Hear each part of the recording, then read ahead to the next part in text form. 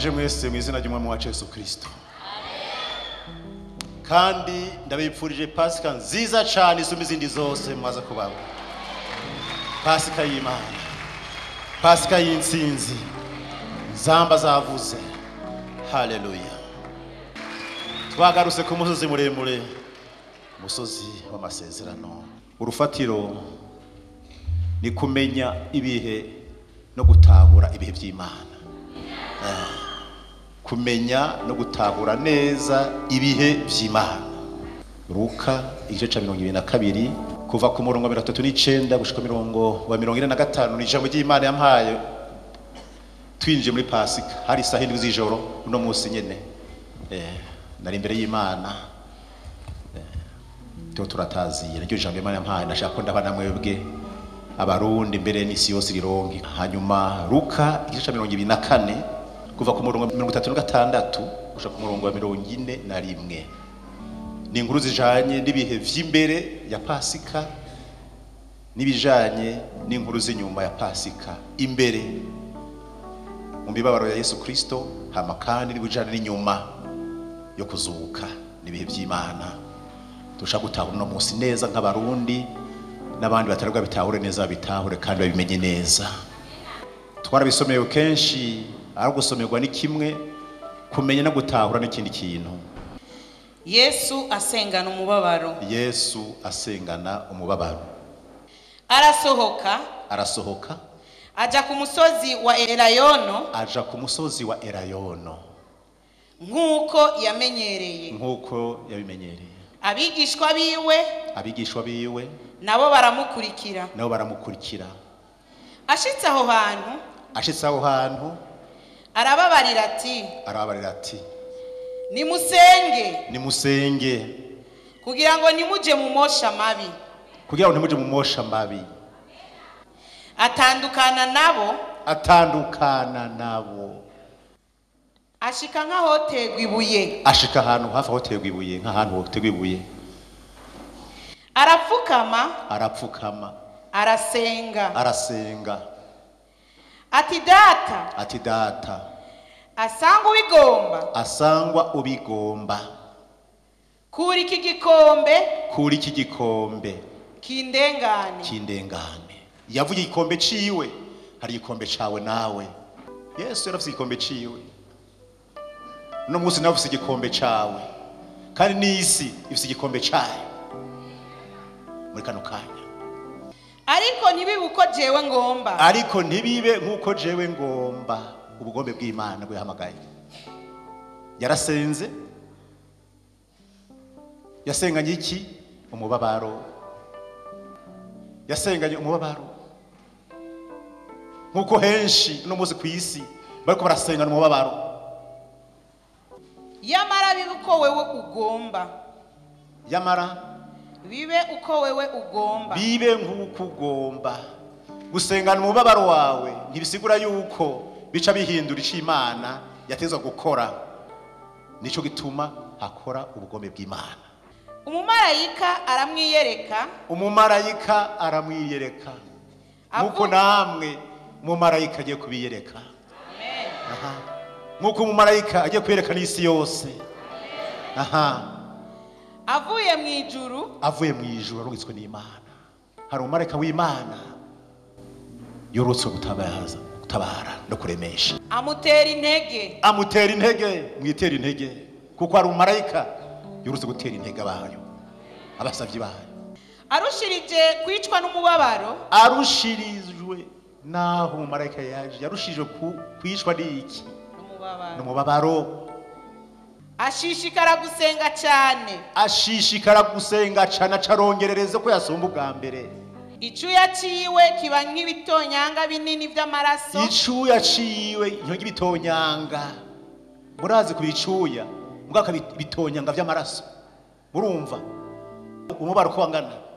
Icuya cahindutse ibitonyanga vy'amaraso. Bisigura yuko icari icuya kirimo ububasha cyane butuma n'imitsi turika, n'umubiri ugatoboka. Aho kuza icuya kaza ibitonyanga vy'amaraso, bitonyanga hasi ku isi.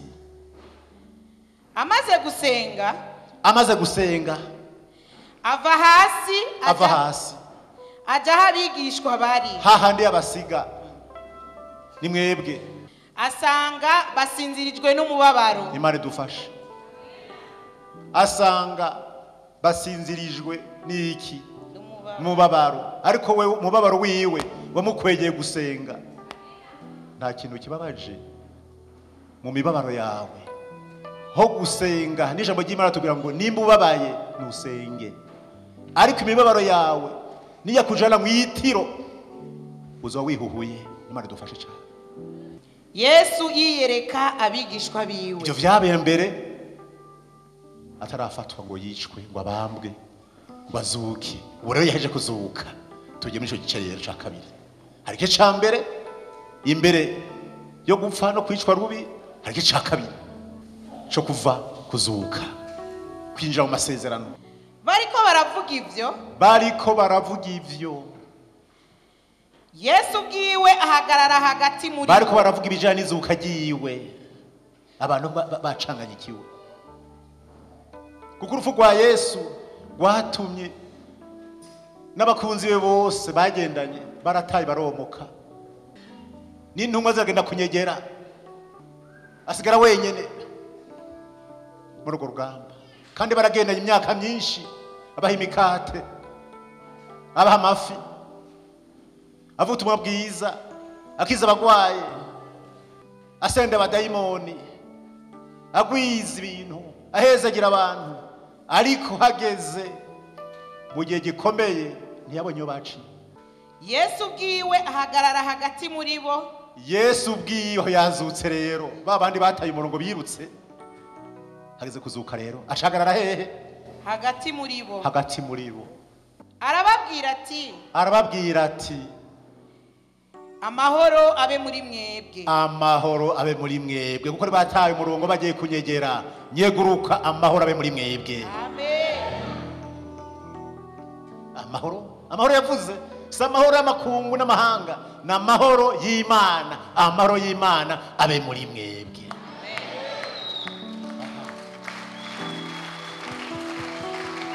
Kuko imibabaro y'abantu nihindura ububasha bw'amahoro y'Imana.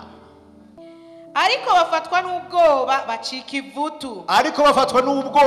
ivutu. Kuko bacize ivutu bwa mbere atarafatwa. Bwabwo baracabarimwo. Akishe ya mpene mutamakazi niwe yariye inyama y'inka igumye, yarasigaranye amenya 3. Hama rero acafata ya menya 3, yarakunda akanyama kandi no matagakunda, je ndagakunda. Bamuhereza inyama tedana ndayuge, hamarishira ko yamenyo agiye gukwega yamenya ko yasigaye 3, aca heramwe muri ya nyama. Aca aravuga ati bwa bundi rero akishe yanka nubu karacayirimwo. Icatumye bahunga bamutana urugamba n'igihe yazuka bagubanye ubwoba. Agaze hagati muri bo bagubanye ubwoba, bagira ngo numuzimu babonye. Yesu si umuzimu, ni muzima. Amen. Haleluya. Si umuzimu, ni muzima. Yarazutse. Amen. Ni muzima kandi azukana ububasha mu gice ca kabiri burengeje bwa rafise mu gice ca mbere. Aha. Arababaza ati ni giki kibahagaritse imitima? Nico Yesu ababaza n'ubu. Ni giki kibahagaritse imitima? Kandi mwibaza iki mu mitima yanyu? Nimurabe ibiganza vyanje. N'ibirenge vyanje. Bya bindi bataramwe imisumari. Mumenye ko ari jewe ubwanje. Ntabwo ari umuzimu. Raba bya biganza bataramwe imisumari. Raba ya maguru bataramwe imisumari. Raba ndi muzima. Nimunkorakore ngwino ragutinya. Korakora ku Yesu Kristo.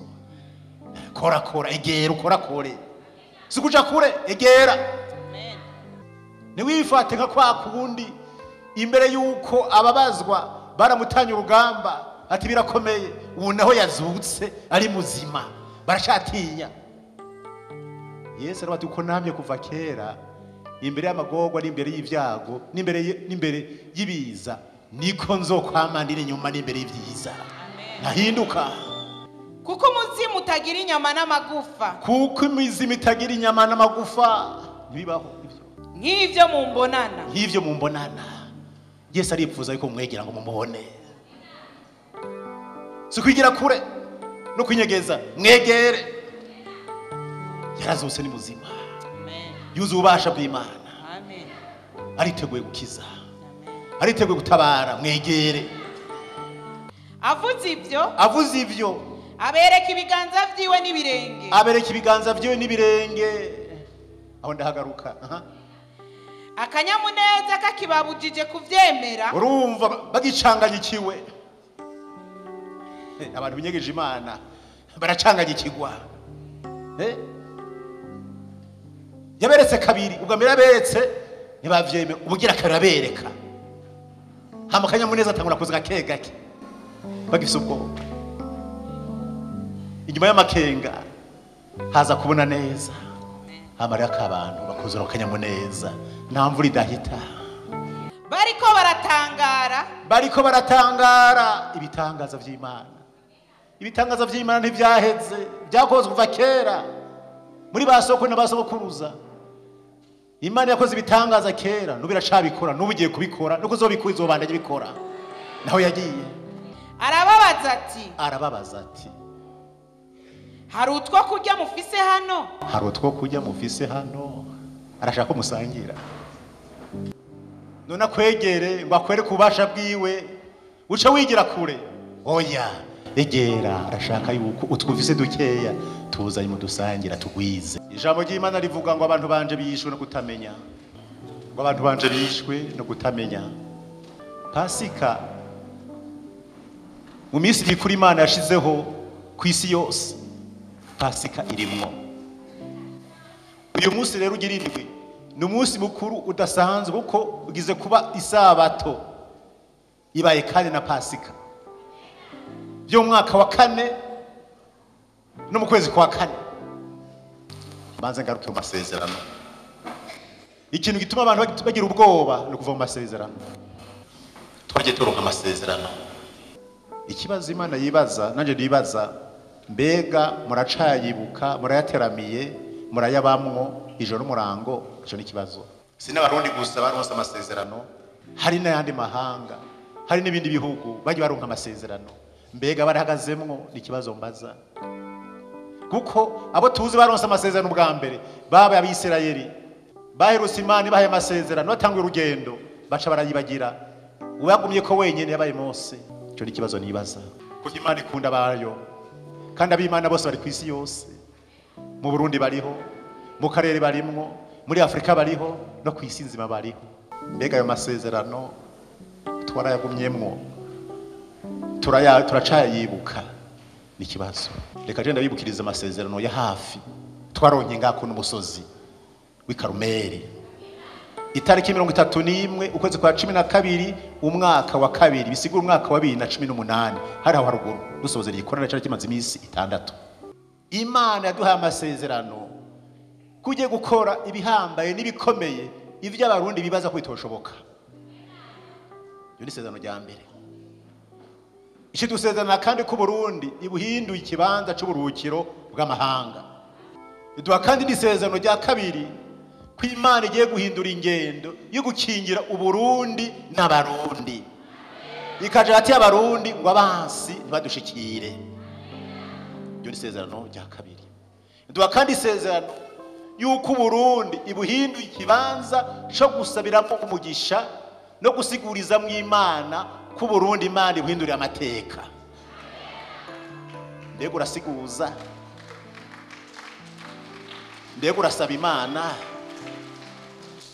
yasezeranye ishi duseye isezerano kandi rya kane mwaka wahera dusoze mu mwaka wa 2018 ayo n'amasezerano umwaka uheze twaronse yuko itanguriye Burundi n'abarundi urugendo rushasha ruzodushikana mu masezerano yose yadusezeraniye ikibazo ni iki rero ko Imana dusezerana ko dushikana mu masezerano yadusezeraniye si twebwe twegene n'abisirayeli yarashikije n'abandi hirya no kwisi y'amasezerano yarashikije. None no musi wewe nk'umurundi amasezerano nawe n'Imana uzi ko arangahe ari hehe? Ico ni kibazo ndakubaza. Kuko uvuye mu bihe vy'Imana n'amasezerano y'Imana uterwa n'ubwoba, kandi ubwoba nabwo ni umwanso kwizera.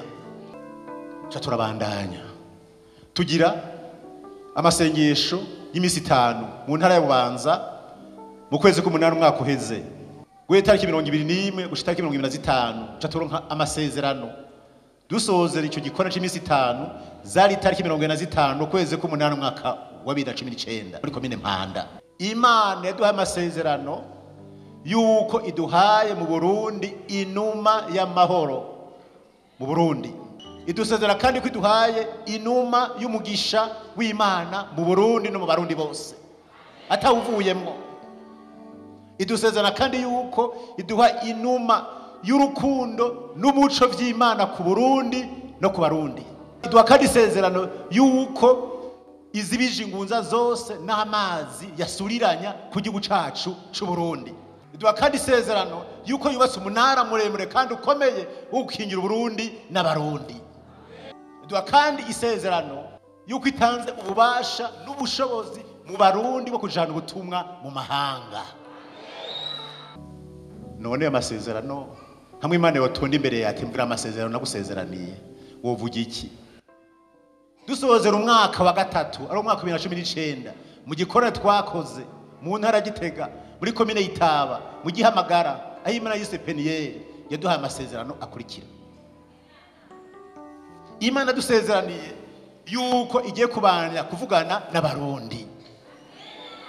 None uravugana n'Imana utazisezerano ushaka kuganira n'Imana. Ubugira kabiri dusezerana yuko igiye gushaka ku mugaragaro ivyari byaranyegejwe vyose. Duha kandi isezerano kuye gusambura inkomezi zose z'umwansi w'Uburundi ahari hose kwisi nzima. Iduha kandi amasezerano yuko igiye gushira mu Burundi bimenyetso binini kandi bihambaye. Kw'Imana iremye ivy'inkomezi bihambaye vy'umwana w'umuntu atoshobora kunyiganyiza. Iduha kandi isezerano rya gatatu kwitobaye mu ijuru amadirisha n'imiryango byo kurutsa umugisha n'imihezagiro ku Burundi kandi kwihaye Abarundi umugisha mu kiganja cy'iburyo c'Imana. Ico dusezerano gira kane yuko Imana boshobora vyose igarukaniye Abarundi ubwenge bwari bwaratakaye bwaraboshwe n'umugwanizi ko Abarundi ubwenge bugarutse. Abarundi ubwenge buragarutse muri abanyabwenge. Isezerana kandi yuko Uburundi bubohotse iminyororo imigozi yose yaboheshejwe Uburundi ko yose icagaguye Uburundi rubohoye. Abarundi ko babohotse. Ndakubaza ikibazo kimwe, mbega Imana yo kubohora ugacugarwa kandi ukiboha? Ni ikibazo ndakubaza. No gutamenya amasezerano. Ubwoba n'umwansi wo kwizera. Yesu yabwiye benshi ati pfa yo kwizera gusa. Urabona iki? Ubwiza bw'Imana. Ukwizera kwawe, ukwizera kw'Abarundi Imana iriteguriye kubwurusa kubwiza bwayo. None wizera bwiza hehe? Ico ni kibazo ndakubaza. Ngaya amasezerano Imana duhaye. Hana yandi twaronse 2017 2016 2015 ngaho mu vyegwa vy'Imana twakoze igikorane muri vyaha bigoye 2014 ngaho kuri stade urukundo ni menshi. Mbega none hamwe Imana yukuru kano kanya murayafise mwatwereka murayasengera murayateramira kuko ingorane sikuronka amasezerano ni kuyateramira niyo umugabo n'umugore bubakanye urugo bagira amasezerano mw'isengero no muri leta muri etat civile. Umugore n'umugabo umwe wese agereza kubahiriza no kumenya ico basezeranye ku munsi. Uvuye mu masezerano mwubakanye muri babiri urugo rurasambuka n'amaraso araseseka. Nimba mu bantu bimeze uko wivangwe ku masezerano y'Imana bigenda gute? Ico ni kibazo ndakubaza. Kuko Abisirayeli banjaje ku masezerano Imana yabahaye nta numwe yashitse mu gihugu c'isezerano bahereye hehe mu bugaragwa hashitse abana babo gusa. hari rero ibice bitatu by'ino jambo ngomba kubabwira. Turi muri Pasika. Pasika ni jena amasezerano. Ni umunsi mukuru Imana yatanguje kera mu Bisirayeli. Bari basomeye ugiye kuraba mu gitabo cyo kuvayo cyanditswe na Mose mu gice cya 12 kuva ku murongo wa mbere umurongo wa 16 Imana iravuga ibijanye na Pasika. Muraza kugisomera no munsi. Mugo Imana yareretse ukuntu yagombye gutabara abanyisirayeli muri iryo jambo. Kuko baramaze imyaka 130 bari mu buja bagowe bababaye kujya kwa Yesu yasengana mu babaro n'abisirayeli ico gihe basengana mu babaro n'ubwoba. Ibaze kuja mu buja imyaka 130 kandi imyaka 130 yose bagobye basenga. Hagera igihe rero c'Imana, Imana iravuga ati numvise amasengesho yanyu yaraduze aba nk'umusozi imbere yanje, none ndahundurutse ndamanutse no kubatabara. Ikibabwira ibyo bazokora. Erega n'Imana gutabara hari gishaka gukora, nuca wicara kutudibama. Imana ikorana n'abahizi. Yabwiye abisirayeli ati gira manuko kubatabara. Mugabo aciye abwira ati ku mugoroba munaka murondere iki umwagazi w'intama canke w'impene utagira gasembwa utarengeje umwaka muze kubaga mu rugo rwose mu busangire mu wotse mu zokeje ntagire izirara musangire niha bari abantu bakenya muce mutumirana musangire n'Imana yari kerekana urukundo igomba kurutsa kuri bo rube muri bo guhera mu kwinjira muri Pasika. Ukuntu babigenza icyo nababwira rero bati muze kubijya gute, muza kubijya muhagaze. Simama imara kuti guhagarara neza nk'umusoda, sibyo byo kwicara ku birago no ku ntebe. Oya, muhagaze kuko nayo irahagaze igomba gutabara. None utabara abantu baca bicarira bakajya bicaye. Icyo nababwira rero ati sikuzijya muhagaze gusa, ati izo nyama zitaze muzijya mukenyeye zikaguma. Sutura imikanda sukura impuzu ngo mujyame, ati kenyera zigume rero ngiranze. Ati umaze gukenyera rero imigarukiye ngaho, ati muce gufata iki umwe wese inkoni. Mose yarabizi yarafise inkoni Imana yamuhaye, mugabo yashatse yuko bakenyera zigume hamace batari inkoni. Muraza akamaro k'inkoni, itanga ibimenyetso bikomeye. Mu bimenyetso bikomeye yakoze c'icenda n'icumi haba umwijima mw'isi ubisera mu Banyegiputa, haba n'iki n'abana b'imfura barapfa n'ibitungo by'imfura birapfa. Ati haguruka rero tugira urugendo rwo kuva mu buja tuje mu gihugu c'amasezerano. None uje mu gihugu c'amasezerano wicaye baca batanga urugendo. Imana biratabaye. Ati uyu munsi rero ndabakuje ko kwanje kuyujyo kwibasha muri Egiputa. Uyu munsi wa Pasika muzokwamira gute mu wibuka n'icibutso ko n'abatabaye dukomana n'Imana yacu. Iyi ni Pasika yo mubaki mu Bisirayeli, aho twebwe nitwari turimo. Hari ni Pasika Imana itubwira kuri Yesu Kristo umucunguzi Imana duhaye, umwana w'ikinege yamanutse arungitswe n'Imana kuza gutabara gucungura isi n'abari mu yo. Iyo rero ni Pasika yacu. Hari Pasika mu isezerano rya kera, ni Pasika yo mu isezerano rishasha duhabwa n'amaraso Yesu Kristo yasesetse twebwe ngo ducungurwe twidegemvye, kandi ari umwana w'Imana w'ikinege. Iri jambo twaronse muri Luka rero, Yesu Kristo Imana yamurungitse yigira umuntu ngo aze gutabara isi n'abayibamwo. Harababimenye n'abatabimenye, abatabimenye arabona hagurutse no kumwirukako. Yazanye no gukora ibyiza gusa, mugakora ibyiza bamuhiga nk'uruhindo gushikaho ibi bihe mugerako ibi mwumvise asengana umubabaro. Sinubabaro gusa kujya bisiraye basenganye umubabaro n'ubwoba, na Yesu haragezaho ari umwana w'Imana kandi ari Imana ngende umwana w'Imana niyo Mana. asengana ubwoba hamwe n'iki n'umubabaro. Nico gituma yavuze ngo iki gikombe, kuko yagira abona urupfu agira apfa ko rumeze rw'agashinyaguro, kwicwa rubi kandi umwana w'Imana.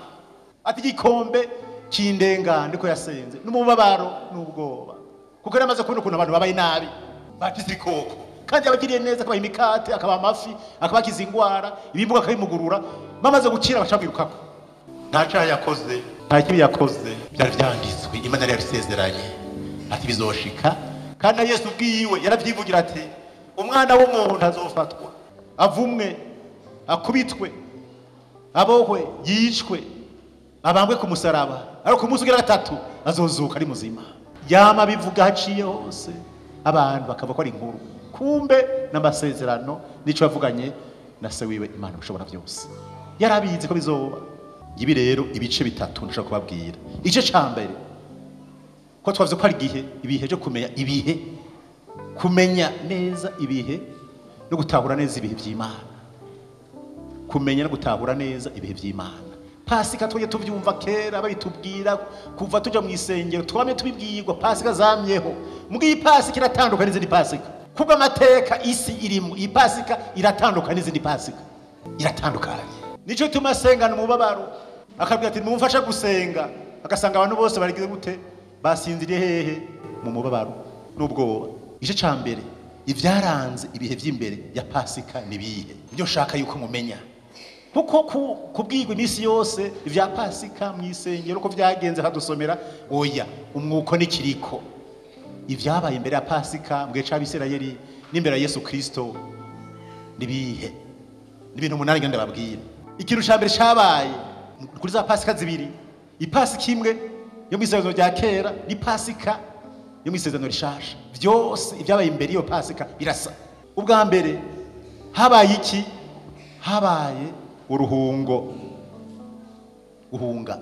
guhunga, gutabagwa. Imana igiye itabare baca barahunga. Bahunze iki? Guhunga umutekano muke, guhunga iterabwoba rya Farawo. Abantu barinyegeza kubera agatotezo. N'abigishwa ba Yesu nabo muri Pasika y'isezerano rishasha babonye bikomeye, abantu basaze, babigishwa bose bagendana kwa heri baca bahunga uruhungo.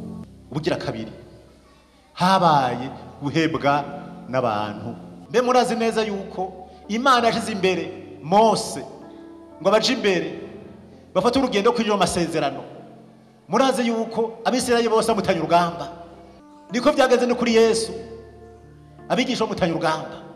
Cyo higira kabiri kandi yazanywe n'Imana gutabara.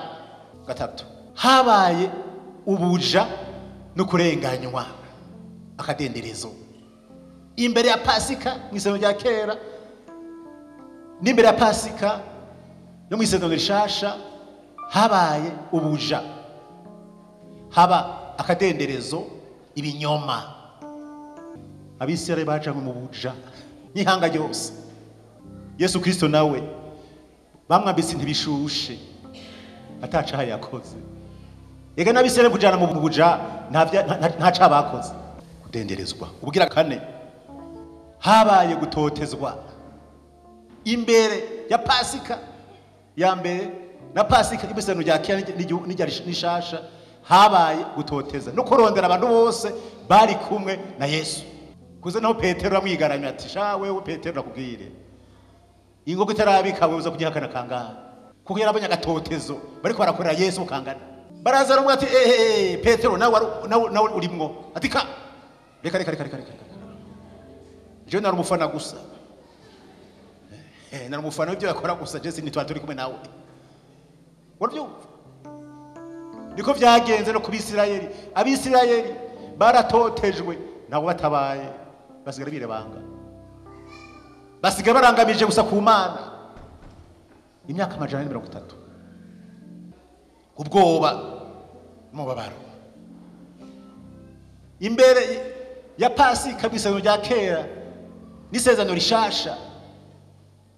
Kuri Yesu Kristo habaye ubwoba n'umubabaro. Abantu barababaye cyane cyane abakenyezi babonye ukuntu batoteje Yesu, buzi umubabaro. abagabo bo barataye baromoka hasigara abagore gusa dukomera basha abagore ni sawa bagumye inyuma ya Yesu bamujana bamubosha mo kubita ingegene barenguka abagore kubera ikibabagwe barazi iyo umwana aturuka abagabo emwe na Petero yirirwa mu gikiriza ca Yesu iyo wamubonye gushika ubwoba bagenda barinyegeza n'Abisirayeli imbere kuvanwa mu buja barinyegeje bakarira kubw'ubwoba n'imibabaro gukoresha ibikorwa bikomeye utaruhuka ijoro n'umurango wari umubabaro ukomeye cyane. Gatanu habaye urupfu rubi Abisirayeli bishwe urupfu rubi mu gatotezo no mu bikorwa bapfiriye mu bikorwa by'ubuja bangana iki urupfu rubi hatagitabara. Yesu Kristo rero wewe abatinye gupfa bace biruka bose ati urimenya yapfuye urupfu rubi kandi ari umwana w'Imana. Imbere yuko abizuka ariyo Pasika kujabuka no kurengana n'insinzi ko kuzuka n'insinzi y'Imana. Ntawe mutabaye n'umwe kiretse umwe hariho umwe yari yitwaje imbugita abonye mufasha ati nanje nkora akazi ati umuntu ugutwi kubwa ati reka subiza inkota mu kuba twe ntuzi ivyo ari kurakora wewe uko kabwita kawe ariko komara mu bantu basaze ntiwikwegere nawe ngo muririra niki n'abana bantu ko byari vyanditswe. Gatandatu habaye gusengana umubabaro imbere ya Pasika yo mu isezerano rya kera no mu isezerano rya habaye gusengana umubabaro n'ubwoba nabivuze. Abisirayeli basenze imyaka 130 buzi umubabaro buzi ubwoba kuko Farao yarabariye umutima kuza naho Imana ihagurutsa Mose tugenda ukoroje abantu mu buja aratetemera reka ati we Farao ntabuze. Basengana ubwoba n'umubabaro na Yesu Kristo yasenganye umubabaro n'ubwoba aterereza amasengesho abandi bagenda ati basha ku musozi Rayona ati reka je ngira hajyanye cyo gusenga hari amasengesho amwe akora mugabo yamaze gukomera babandi baza mu masengesho urabira baciye ati mu nterere basha mu ntera amasengesho birakomeye iyo wababonye n'abandi yitorero ubwa 12 kandi ibyo byose byaba muri abo 12 harimo umwe yamudandaje ariwe Yuda ariwe bitoreye babandi kumufasha gusenga ariko arasenga mu mubabaro n'ubwoba bo bace bagira gute bace bisinzirira mu mubabaro bari baneshejwe naco bamufashije urazi gutereza amasengesho baca bisinzirira. Hari n'abandi basinziriye kino gihe mu mibabaro. Reka hagarara nka Yesu Kristo nawe usengere mu mubabaro ukobeje. Yindwi habaye gutabaza Imana ati kuko nta muntu yotabara n'umwe hari. Abanyisirayeli baravuga ati emwe isi yose iri ngaho nta numwe yodutabara atari wewe ko twarafaditse. Na Yesu yatabaje Imana ati data nimba bishoboka kino gikombe bwira gute ukindenga kuko nta bandi natari wewe habe gutabaza Imana. None Yesu rose Pasika yiwe hanyuma twe twaramwakiriye nk'umwami n'umukiza. Abisirayeli rose Pasika yabo none muri Pasika yiwawe no musi uhagaze gute n'ikibazo ndakubaza kuko imibabaro ntizobura nubwo bandi buzobura mugwagaze gute.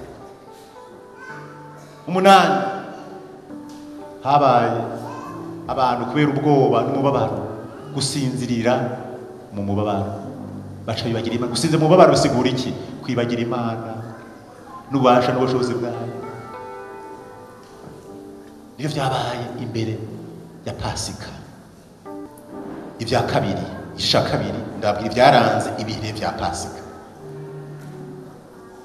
Ibihe byo gutabara nabyo nyine ibintu 8 ndabidondagura.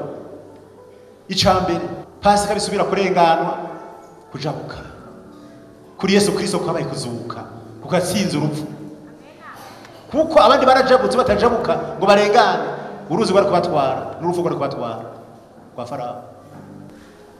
Ibiranga ibihe bya Pasika, bigadusure Pasika ni iwacu, kuko yafite umunsi mukuru w'icibutso kugira na mwebwe muzobe nimwahura n'ibintu bimeze nk'ibi muzomye ko Pasika iriho. Nico kumenya neza ibihe no gutahura neza ibihe. Ubwa mbere habaye mu bihe bya Pasika haba kwishira wese mu maboko y'Imana. Nico tuma Bisirayeli bagira bakugwe mu buja bose atamwe bavuye mu bishize biki mu maboko y'Imana. Bumvira Imana, tuyikomera amashimo yacu. Bumvira Imana. Imana iravuga bashumva gatanu. Yavuze rimwe bumva gatanu. Na Yesu Kristo yavuze ati ubuzima bwanjye ndabushize hehe? Mu biganza byawe. Wese ikiba kibe mafu mu biganza byawe. Ubugira kabiri kubona ubugombe bw'Imana, kuko umuntu arasenga, ushaka usenga n'ububabaro, usenga n'ubwoba, ariko ubugombe bw'Imana no buhe mugombe twisha mu biganza wese mu biganza by'Imana. Uturindira iki? Ubugombe bw'Imana. Ibyo byabaye no kuri Yesu isezerano rishasha. Ubwira gatatu umanze kwishira mu biganza by'Imana. Ubwira gatatu hari umumarayika atera intege yo gutabara.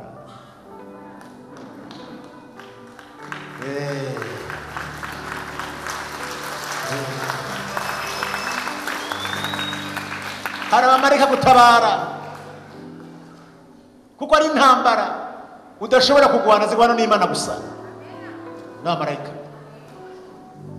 ingwano zose abantu bashobora kuzitsinda, hari ingwano zigwana n'Imana gusa, na cyane cyane Imana yuruse gutabara abantu bose babarananiwe.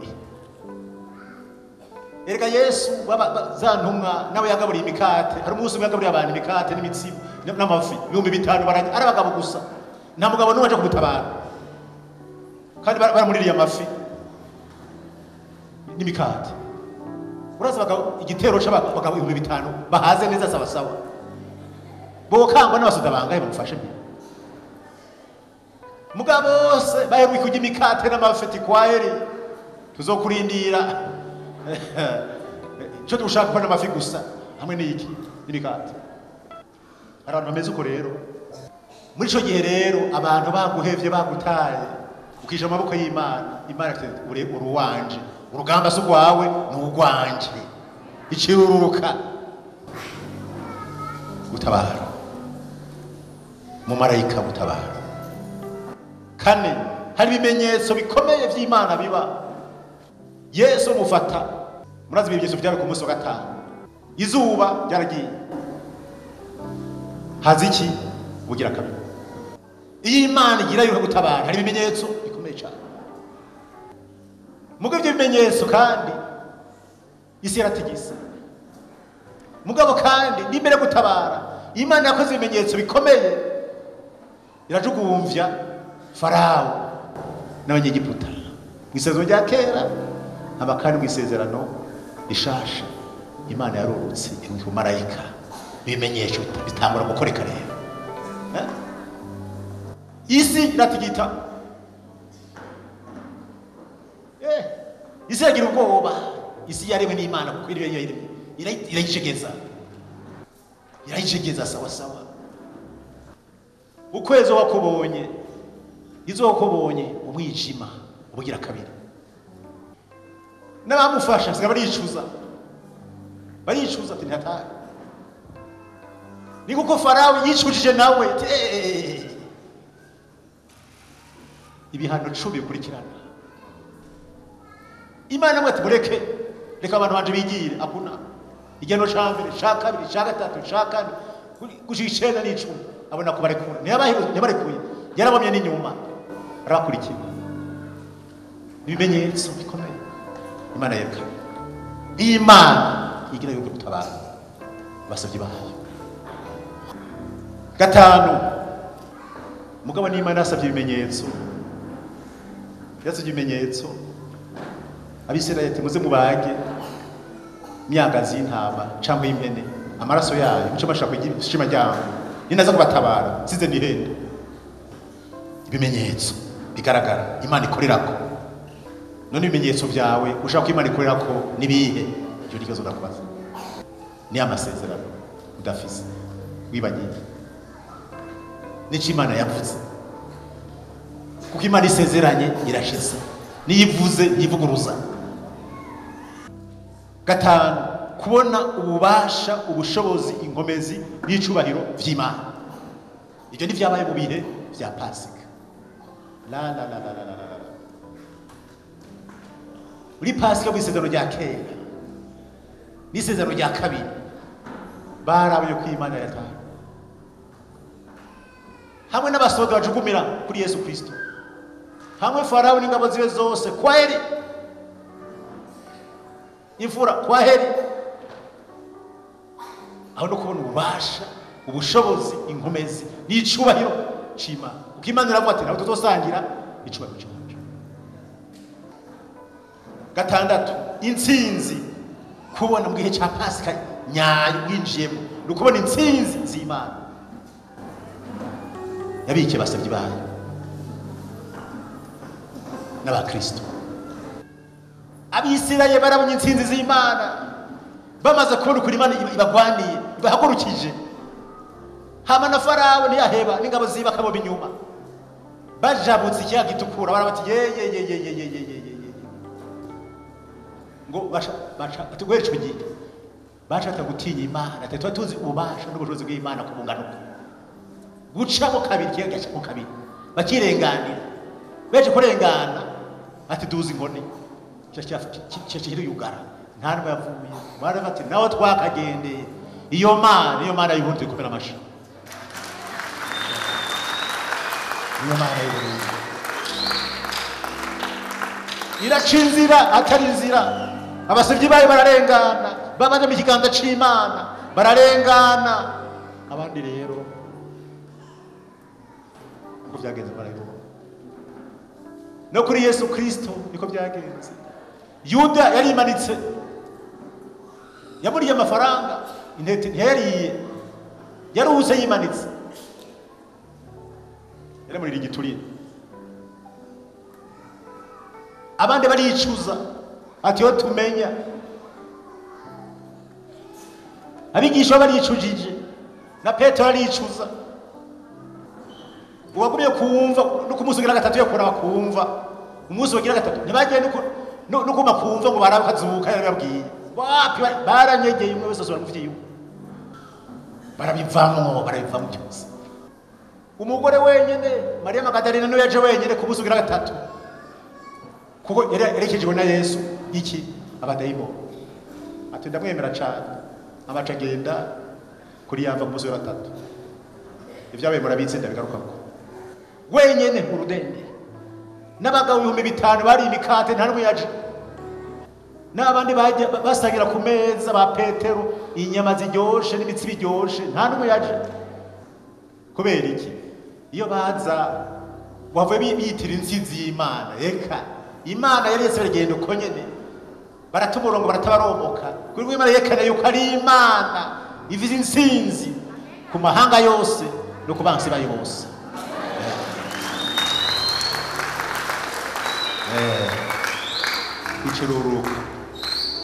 Iruruka ubugirindwi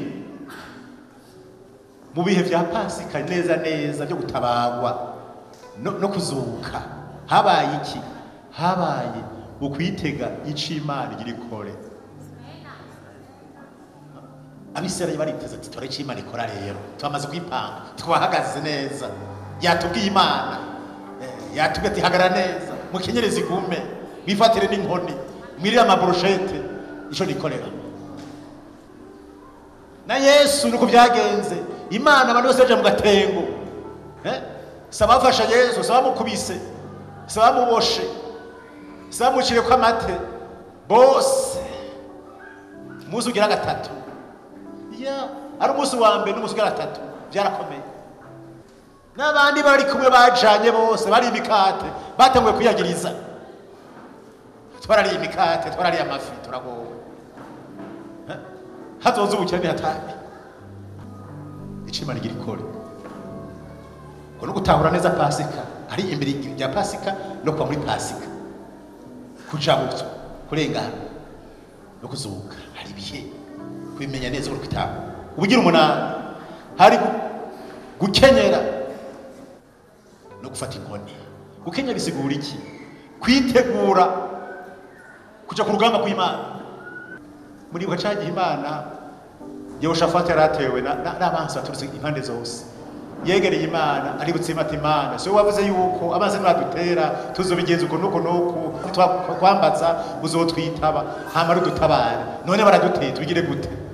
Imana ashobora ati gusa tonda urugamba, gusa tonda urugamba, dukomera Imana yacu.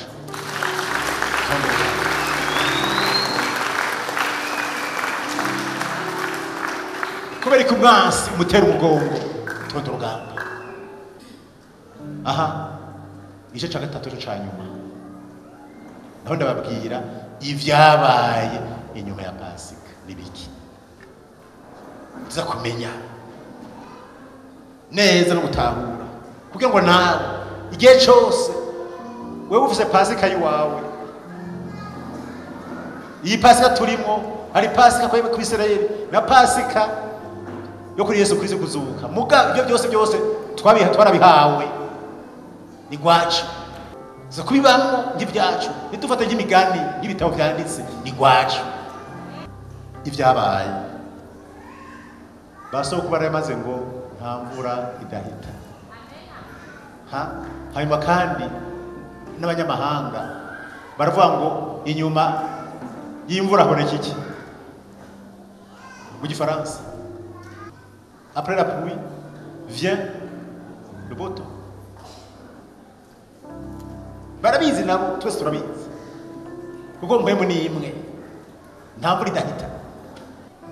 Inyuma y'ubwoba n'umubabaro hari igice gishaje cy'ubuzima,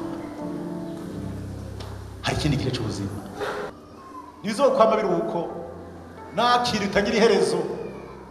No mu musiguzi biravugwa neza ngo ari igihe cy'umubabaro n'igihe cyo gutwenga, igihe cyo kubaka n'igihe cyo gusamba. Byose biranditswe. Ari igihe cy'umunezero n'igihe cyo kurira. Nta mvura idahita. Ni Imana y'ibihe. Bihe byose ni iby'Imana, ni ibiganza, byo ni ibanga ry'Imana. Hari igihe cy'agacinyizo n'igihe cyo gutabagwa, hari igihe cy'ubukoroni n'igihe cyo kwidegembya. Nuko bimeze. Ibi byose Imana yaripanga. Ubwa mbere ibyabaye Pasika, Abisirayeli baheje kujabuka, babonye iki? Haba ubwiza bw'Imana. Nuco bati yewe gaye teno nakagende, Imana ni nziza. Imana ikoze nabiri, Imana ni nziza. Nivyo byabaye ku Bisirayeli mbere baje no kujabuka iyo gitukura. Bagize iki? Baje bagira indirimbo shasha ziri mu ijambo ry'Imana yuziranye, barigishwa n'indirimbo shasha zo gushima ati nawe twakagendeye Imana y'ubasha n'ubushobozi, Imana itabara, Imana itunganye, Imana itagingurire, yiturayibonye. Baca bagira indirimbo, baca babona kari ubwiza bw'Imana, baronsa amahoro. Nico tuma na Yesu reka Imana ikuye ko Abisirayeli abanyegiputa baronsa amahoro, na Yesu azutse yazukanye ububasha Imana imuhaye. Ashaka kugira abandi binyegeje bose ati abahagazemwo bacatamo gutetemera, ati naco mutetemera ngandi muzima sawa sawa. Acha raba ati mwakira amahoro, mwakira amahoro y'Imana.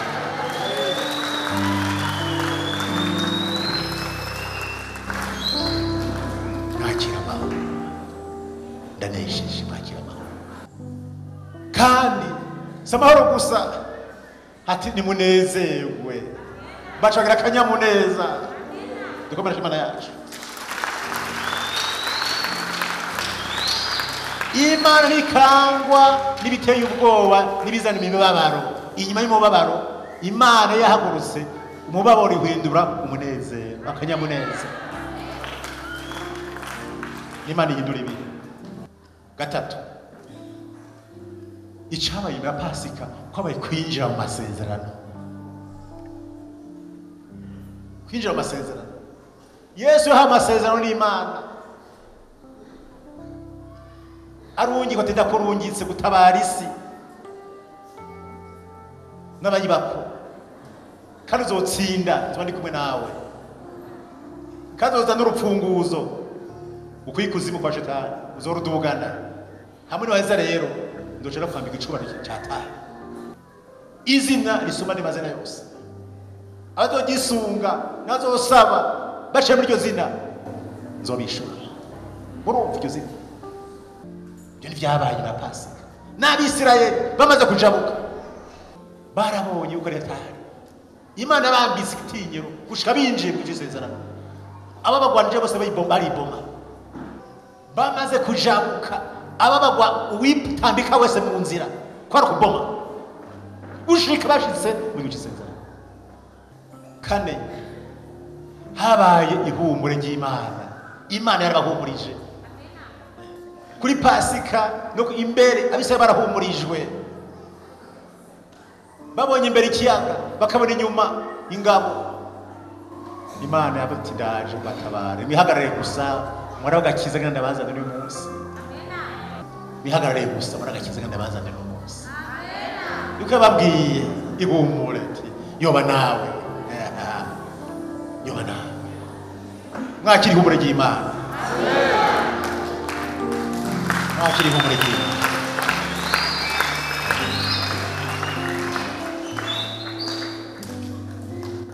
Gatanu, Imana inyuma ya Pasika habaye gushira ubwoba.